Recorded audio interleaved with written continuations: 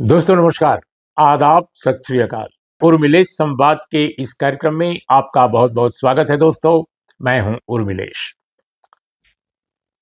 हम लोगों ने बचपन में एक कविता पढ़ी थी, मुझे अच्छी तरह याद है। वो दिवाली के बारे में थी, दिया जलाने के बारे में, दीप जलाने के बारे में। और उसमें ये जो बात कही गई थी वो ये कि दीपक जलाओ, ऐसे जलाओ, दिया इस तरह से जलाओ कि अंधेरा कहीं न रह जाए। बल्कि वो कहते हैं, कवि कहता है कि पृथ्वी का अंधेरा मिटाने के लिए दिया जलाओ। तो एक बहुत ही प्रतीकात्मक ढंग से कही गई बात है वो। लेकिन सच में अगर दिवाली की एक ज़्यादा बेहतर मानवीय व्याख्या कोई करे, तो इसका मतलब यही है कि हम अपने अंदर का अंधेरा दूर करें, अपने अंदर का कलुष दूर करें और प्रकाशित करें, पूरे समाज को प्रकाशमान करें। ये उसका अगर संदेश कोई ग्रहण करे तो सचमुच दिवाली जनता के लिए, समाज के लिए, देश के लिए और पूरी दुनिया के लिए एक बहुत बड़ा संदेश है। लेकिन दोस्तों, होता कहाँ है? अब हमारे उत्तर प्रदेश की ही देखिए, जो देश का सबसे बड़ा प्रदेश है। 25 लाख दिए जल रहे हैं अयोध्या में, 25 लाख जलने वाले हैं। बहुत बड़ा आयोजन है, बहुत खर्च किया जा रहा है। लेकिन उत्तर प्रदेश के हालात क्या हैं? हम कितना उस कितनी रोशनी दे पा रहे हैं अपने समाज को, अपने कामकाज से? इतने सारे विश्वविद्यालय हैं, इतने सारे विद्यालय हैं और भी खुलने वाले हैं। लेकिन हम क्या पढ़ाई लिखाई करा पा रहे हैं और कैसा समाज बना रहे हैं? क्राइम लगातार बढ़ता जा रहा है। कानपुर में देखिए, लखनऊ में देखिए, गाजियाबाद में देखिए, नोएडा में देखिए। ये उत्तर प्रदेश के कुछ बड़े शहरों के मैंने नाम लिए। आप सुदूर के इलाकों में जाइएगा तो वहां तो पूछने की स्थिति नहीं है। क्राइम हो भी रहा है तो रिकॉर्ड नहीं हो रहा है, कुछ रिकॉर्ड हो रहा है तो उसकी तफ्तीश नहीं हो रही है। जिसको चाहे उसको क्रिमिनल के तौर पे आप ब्रांड कर दे रहे हैं और जो क्रिमिनल हैं वो सम्मानित बनकर घूम रहे हैं, उनको बड़े बड़े ओहदे दे दिए जा रहे हैं। तो दोस्तों, ये उत्तर प्रदेश जो देश का सबसे बड़ा राज्य है, वहाँ के बारे में मैं बात करने के लिए इसलिए मजबूर हुआ, वरना मैं क्राइम की स्टोरीज पर ज़्यादा बात नहीं करता, क्योंकि वो मेरी विशेषज्ञता का क्षेत्र नहीं है। मैं राजनीतिक मसलों पर या देश के सामाजिक आर्थिक मसलों पर अपनी बात रखने की कोशिश करता हूँ। लेकिन दोस्तों, जो अभी कहानियाँ 2-3 आई हैं उत्तर प्रदेश से, वो बहुत ही परेशान करने वाली हैं। कस्टोडियल डेथ में उत्तर प्रदेश वैसे भी देश के बहुत अव्वल राज्यों में से एक है और अदरवाइज भी महिलाओं के खिलाफ क्राइम के मामले में भी उत्तर प्रदेश का रिकॉर्ड बहुत खराब है। क्राइम के ओवरऑल क्राइम के रिकॉर्ड में तो पूछिए मत, वो तो एनसीआरबी का आप डेटा देख लीजिए, समझ पाएंगे। तो लेकिन दोस्तों, अभी जो घटना घटी है एक उत्तर प्रदेश की, जिसमें मुख्यमंत्री आदित्यनाथ योगी परिवार को बुलाकर संभवतः मिले भी वो। जहाँ तक मुझे याद आ रहा है कि परिवार के लोग मिलने गए थे, उनको बुलाया गया था और 10 लाख रुपए की घोषणा उन्होंने की है। उस यंग लड़के का नाम है जिसकी मौत हुई है, जिसको मारा एक तरह से कस्टोडियल डेथ है, मोहित पांडे। ये लखनऊ की घटना है, राजधानी लखनऊ की घटना है। मोहित पांडे नाम का एक लड़का कस्टडी पुलिस कस्टडी में, उसकी मौत हो गई। अब मौत के कारण क्या क्या हैं ये इन्वेस्टिगेशन से पता चलेगा। लेकिन घटना कितनी हृदय विदारक है कि दिवाली से पहले, दिवाली की तैयारियों में जब पूरा देश जुटा हुआ है, खासकर उत्तर भारत, और उसमें भी उत्तर प्रदेश तो 25 लाख दिए जलाने जा रहा है। प्रकाश इतना होगा कि पूरी दुनिया का अंधेरा मिटाने का संकल्प लेंगे लोग वहां। लेकिन आप देखिए क्या हालत है कि पुलिस किसी व्यक्ति को हिरासत में लेती है, एक्यूज समझ कर लेती है कि साहब ये आरोपी है, और उसकी डेड बॉडी वहां से निकलती है। आप कल्पना कर सकते हैं ये कैसे कैसे होता है? अस्पताल ले जाया जाता है और पता चला कि तुरंत मौत हो जाती है। ऐसी घटनाएं बहुत हुई हैं। लेकिन ये घटना इसलिए मैं बता रहा हूँ कि सोमवार को ही चीफ मिनिस्टर साहब मिले हैं परिवार से, 10 लाख रुपए उनको अनाउंस किए हैं। 1 लाख रुपया कोई बीजेपी के एमएलए साहब हैं, उन्होंने दिया है उनको। उप मुख्यमंत्री ब्रजेश पाठक भी घर गए थे संभवतः।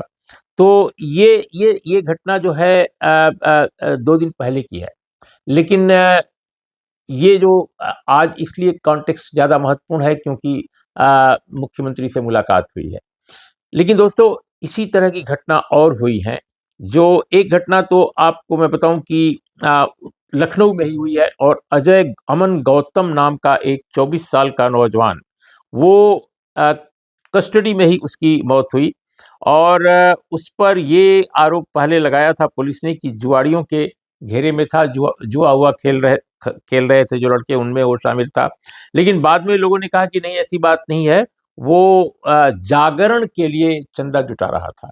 ये जागरण की एक नई प्रथा जो है, उसमें बच्चों को इन्वॉल्व किया जाता है, लड़के चंदा इकट्ठा करते हैं। कई बार अपनी इच्छा से लोग देते हैं, और कई बार जबरन भी वसूली की जाती है, ये भी होता है। मैं नहीं जानता इस घटना में क्या है, ये तो जो रिपोर्ट की गई है बात, उसको मैं आपके सामने फिर से पेश कर रहा हूं। तो दोस्तों, ये लखनऊ की घटना है, और उसमें उसकी गिरफ्तारी हुई, हिरासत में लिया गया, और 24 साल का लड़का है, दलित समुदाय से है, और उसकी मौत हो जाती है। वहां पर कोई बड़ा नेता उस वक्त सत्ताधारी दल का नहीं जाता, और बाद में जो लोग गए हैं, अलग अलग पार्टियों के लोग गए हैं, समाजवादी पार्टी के लोग गए हैं, और बीएसपी के लोग भी गए हैं, कांग्रेस के लोग भी, अजय राय भी गए हैं, कांग्रेस के जो प्रदेश अध्यक्ष हैं। समाजवादी पार्टी के बड़े नेता हैं आर के चौधरी, उनको भी अखिलेश यादव ने भेजा, दूसरे अन्य नेताओं को भी भेजा। और इस तरह से अखिलेश यादव ने इस पर बयान भी दिया, मोहित पांडे के मामले में भी बयान दिया। जौनपुर में दोस्तों इसी तरह की एक घटना हुई है, और वो घटना भी कुछ दिन पहले की ही है। ये घटना जो है जौनपुर में मटरू बिंद की है। मटरू बिंद भी कस्टडी डेट इनकी भी है, इनकी भी हिरासत में मौत हुई है, और इन पर चोरी का संदेह था, इन्होंने कोई चोरी वोरी की है, जिसके बारे में कोई प्रमाण की बात नहीं, कोई पुख्ता प्रमाण नहीं। लेकिन वो भी बहुत कम उम्र के, और उनकी मौत हुई 19 अक्टूबर की बात है। और गैर इरादतन हत्या का आरोप लगा है। हिरासत में लखनऊ का जो लड़का है अमन गौतम, लेकिन इस मामले में अभी कोई स्पष्ट नहीं हुआ है कि क्या होगा और क्या हो रहा है, क्योंकि इस मामले में जो सत्ताधारी दल के लोग हैं, न तो इन लोगों के घर गए, और न तो इनके परिवार वालों को ही बुला करके उन्होंने मुलाकात की, या कोई बड़ा मुआवजा घोषित किया गया। जहाँ तक मेरी जानकारी है, मैंने खबर देखने की कोशिश की, लेकिन 10 लाख या 20 लाख या 15 लाख का कोई मुआवजा इन लोगों को घोषित नहीं किया गया है। हो सकता है कि कुछ राशि दी गई हो या देने की पेशकश की गई हो, लेकिन ऑफिशियली इस तरह का जो जो मामला है वो घोषित नहीं किया गया है। तो ऐसा लगता है कि कस्टोडियल डेथ में भी अलग अलग लोगों को अलग अलग पैमाने पर तोला जा रहा है, किसी को कुछ दिया जा रहा है, किसी के बारे में कुछ सोचा जा रहा है। तो ये भी उत्तर प्रदेश की ही अपनी निराली एक शैली है, जो जहाँ पर आपके बायसेस भी झलकते हैं, यहाँ तक कि डेड बॉडीज के बारे में भी। यानी मैं कहता हूँ कि जीवन जिसका नहीं है, जिसकी मृत्यु हो गई दुर्भाग्यपूर्ण ढंग से, उसकी उसकी एक तरह से जैसे कहा जाता है पुलिस की भाषा में कि गैर इरादतन हत्या, तो गैर इरादतन हत्या से उसकी मौत करा दी गई। तो मौत के बाद तो वो किसी बिरादरी का कोई नहीं रहता, मनुष्य बिल्कुल शक्तिहीन, खत्म है, वो बिल्कुल खत्म हो जाता है हमेशा के लिए। तो वैसे में डिफ्रेंशिएट कैसे किया जा सकता है कि कौन किस बिरादरी, किस समाज, किस समुदाय से है। लेकिन ऐसा प्रशासनिक स्तर पर भी देखा जा रहा है कि कहीं मुआवजे बहुत हो जाते हैं, कहीं कम हो जाते हैं। हमने अनेक ऐसे देखे हैं अवसर, अतीत में भी देखे हैं।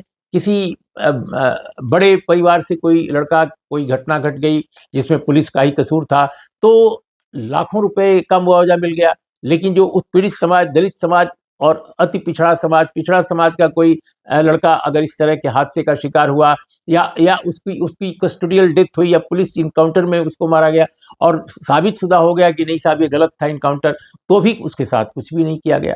तो ये चीजें जो हैं, मैं समझता हूं कि हिंदी भाषी क्षेत्रों में और खासकर उत्तर प्रदेश में बहुत देखी जा रही हैं, और इसके अनेक उदाहरण हैं। तो मेरा ये कहना है दोस्तों कि ये जो दिवाली से ऐन पहले ये 2-3 घटनाएं हैं, जौनपुर की घटना है और उत्तर प्रदेश की राजधानी लखनऊ की घटना है, ये क्या बताता है? ये बताता है कि अगर हम बड़े शहरों में इस तरह की घटनाएं देख रहे हैं और वे दर्ज हो रही हैं, तो उत्तर प्रदेश के सुदूर इलाकों में क्या-क्या हो रहा है? क्या इसकी कोई कल्पना कर सकता है? हम बात करते हैं कि सीधे-सीधे जब इस समाज को, राजसत्ता को चलाने वाले लोग कह रहे हैं कि बटेंगे तो कटेंगे। ये क्या भाषा है?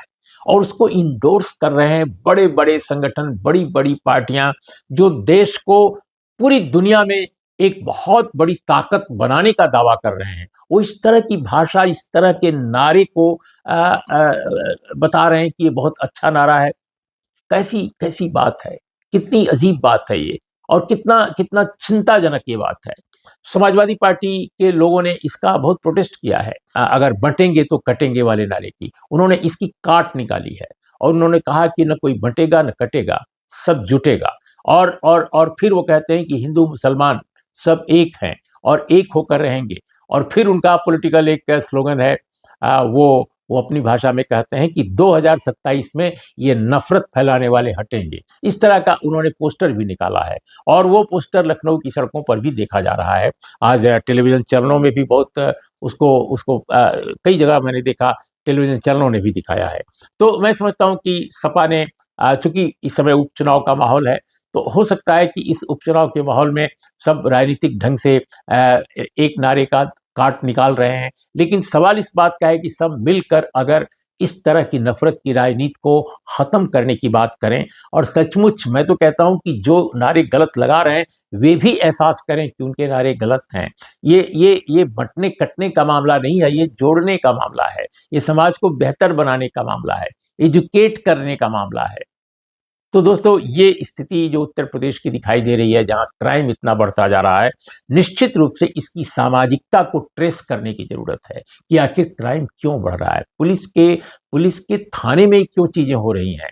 इसलिए अखिलेश यादव का ये कहना गैर वाजिब नहीं है कि थाने जो हैं यातना गृह बन गए हैं। ये क्यों यातना गृह बन गए हैं थाने, ये भी तो देखने की बात है। इसकी इसकी जांच पड़ताल कौन करेगा? अगर आप जांच पड़ताल नहीं करेंगे तो ये घटनाएं होती रहेंगी। और कभी ऐसा नहीं सोचिए कि किसी एक जात, एक बिरादरी के लिए होंगी, किसी एक समुदाय के लिए होंगी। वो किसी भी समुदाय पर हाथ डाला जा सकता है। अभी आप देखिए, ये जो लोग जिनके साथ ये हादसे हुए हैं, कौन लोग हैं?